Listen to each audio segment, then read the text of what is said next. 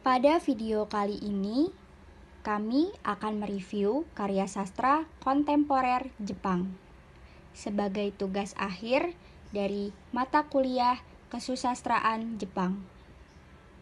Kelompok kami memilih karya sastra berbentuk novel. Novel yang kami pilih berjudul Convenience Store Woman atau dalam bahasa Jepangnya Konbininingen, karya Sayaka Murata. Novel ini juga dicetak versi berbagai bahasa. Inilah review dari kelompok kami. Sebelum memulai review, saya akan memperkenalkan anggota kelompok terlebih dahulu. Yang pertama, ada Desviata Cindy Fitriatama dengan NIM 1302022014098. Lalu yang kedua, ada saya sendiri, Latifah Nursiarini dengan NIM 1302022014035. Dan yang terakhir ada Nandita Putri Nursahira dengan NIM 1302022014001. Langsung saja, untuk yang pertama ada isi cerita dari novel ini yang akan disampaikan oleh Nandita. Dalam cerita novel Convenience Store Woman atau dalam bahasa Jepangnya Konbininingen, diceritakan bahwa Keiko Furukara adalah seorang wanita berusia 36 tahun yang tidak memiliki pekerjaan tetap. Ia adalah seorang pegawai paruh waktu di sebuah minimarket dan telah bekerja di sana sedari ia masih kuliah. Meski sudah berusia 36 tahun, Keiko belum menikah dan belum pernah berkencan sama sekali. Hal ini membuat ia menjadi bahan gosip orang-orang di sekitarnya dan membuat ia berpikir bahwa dia berbeda dari yang lain. Sedari kecil, Keiko tumbuh dengan dipandang orang-orang yang menganggap bahwa dirinya tidak normal. Keiko menganggap bahwa minimarket adalah tempat yang paling aman bagi dirinya karena ia bisa mengenakan topeng pegawai minimarket selama yang ia mau. Ia bisa bersikap ramah, sopan, dan juga menjalankan seluruh pekerjaannya di minimarket dengan baik. Namun, tidak ada yang tahu masalah apa yang sebenarnya dialami di dalam diri Keiko. Namun, suatu hari Keiko bertemu dengan Shiraha. Shiraha adalah seorang pria yang seumuran dengan Keiko yang dimana ia adalah pegawai baru di minimarket tempat Keiko bekerja. Shiraha menentang ide-ide yang Keiko pikirkan soal lingkungan sosial di sekitarnya dan membandingkannya dengan masyarakat desa. Pemikiran Keiko mulai terusik dan ia mulai berpikir apakah ia seburuk yang orang-orang pikirkan. Dan setelah bertemu dengan Shiraha, kehidupan dia berubah. Meskipun karakter Shiraha ini digambarkan seperti parasit, sementara Keiko begitu mandiri dan teguh dengan prinsip. Pendapat kelompok kami tentang karya sastra ini. Dalam novel Konbini, kita dapat melihat konteks sosial serta budaya novel dan beberapa permasalahan sosial yang dimulai dari lingkungan keluarga, tempat tinggal, dan tempat kerja yang dialami oleh tokoh utama yaitu Keiko Furukura. Keiko dianggap memiliki sikap yang berbeda dengan manusia pada umumnya. Dia tidak suka berinteraksi secara langsung oleh manusia. Alasan dia sudah bekerja selama 18 tahun di Konbini dan dia tidak ada keinginan untuk berpindah ke pekerjaan lain karena di Konbini terdapat sistem. Saat pelanggan masuk ke Konbini, Keiko mengucapkan "irasaimase" dengan tersenyum. Dia juga berinteraksi dengan pegawai lain dengan meniru cara yang dilakukan oleh orang lain. Dan menurut kelompok kami, kelebihan dari novel ini yaitu hasil terjemahan ke dalam bahasa Indonesia yang sangat mudah dipahami dan jumlah halaman yang tidak terlalu banyak.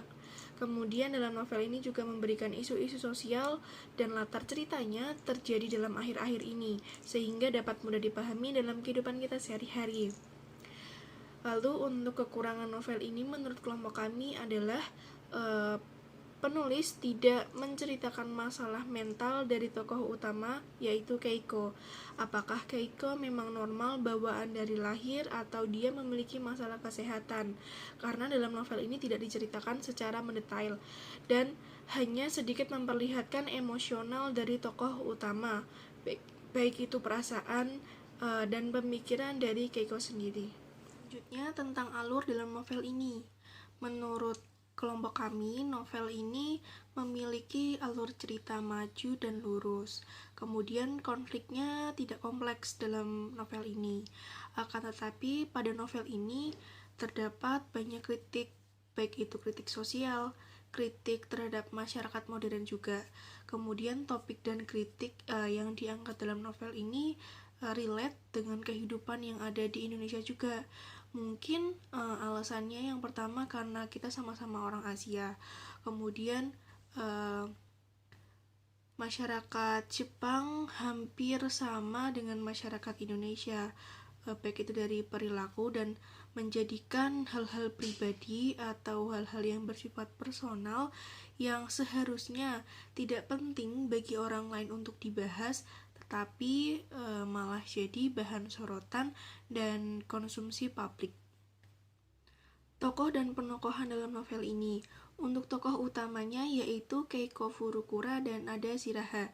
Untuk tokoh tambahannya ada beberapa, antara lain ada adik Keiko, kemudian ada Izumi, ada Sugawara, Iwaki, Yukishita, Miho, dan Yukari yang sebagai teman sekolah Keiko, kemudian juga ada suami Yukari. Untuk penokohan dari tokoh Keiko Furukura, ia ini merupakan seorang wanita yang sudah bekerja selama 18 tahun di minimarket atau kombini. Kemudian dia juga memilih untuk tidak menikah. Dia memiliki karakter yang monoton dan tidak pandai dalam mengungkapkan ekspresi.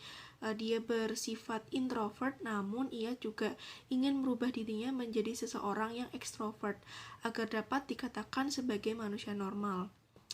Untuk penokohan dari Shiraha, dia melengkapi peran dari Keiko Furukura dalam konflik kehidupan sosial Keiko.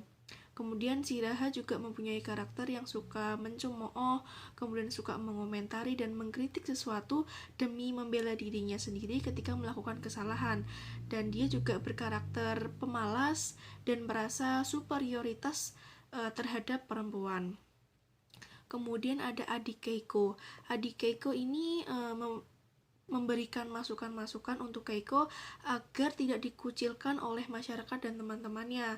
Dia juga sangat perhatian dan peduli terutama pada kondisi kakaknya yaitu Keiko.